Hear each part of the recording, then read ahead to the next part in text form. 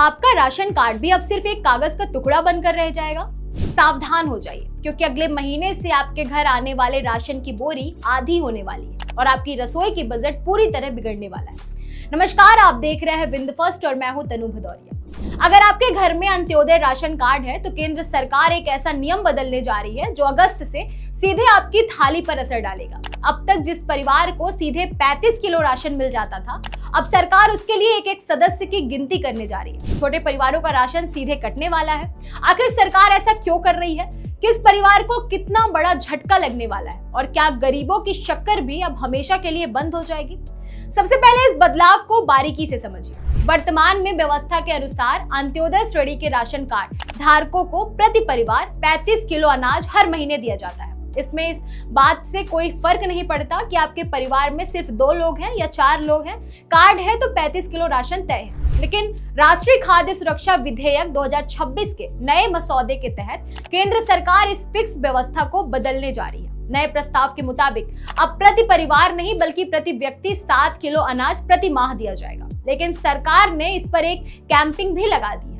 किसी भी परिवार के लिए अधिकतम राशन की सीमा 35 किलो ही रहेगी, यानी राशन बढ़ेगा किसी का नहीं, लेकिन घटेगा जरूर। आइए अब सीधे आंकड़ों के खेल को समझते हैं कि इस नए फॉर्मूले से किस परिवार को कितना नुकसान होगा। एक सदस्य वाला परिवार, जिस अकेले व्यक्ति को पहले 35 किलो राशन मिलता था, नए नियम से उसे केवल 7 किलो मिलेगा, सीधे 28 किलो की कटौती।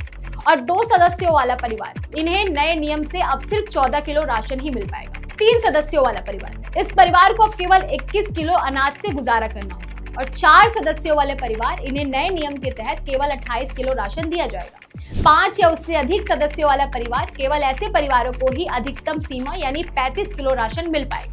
यानी साफ है कि छोटे परिवारों के राशन में भारी कटौती होने जा रही है, जबकि 5 से बड़े परिवारों को भी 35 किलो से एक दाना ज्यादा नहीं मिलेगा।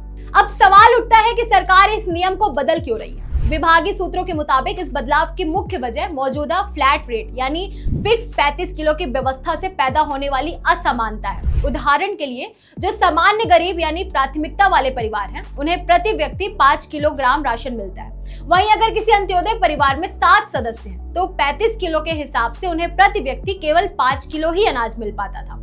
सरकार का तर्क है कि सबसे गरीब होने के बावजूद इन्हें सामान्य गरीबों के बराबर या उससे कम राशन मिल रहा था।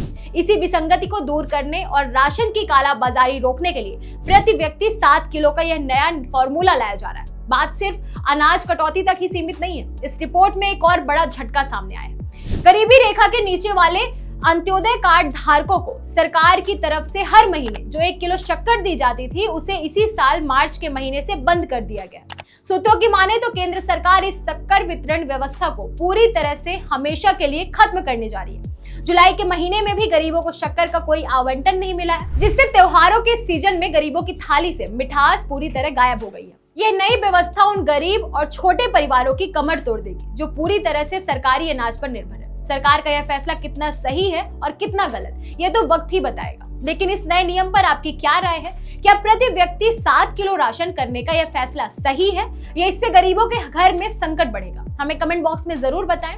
और विंध्य और देश प्रदेश की हर प्रामाणिक खबर को सबसे पहले देखने के लिए विंद फर्स्ट को आज ही सब्सक्राइब करें और इस वीडियो को शेयर करना ना भूलें। धन्यवाद।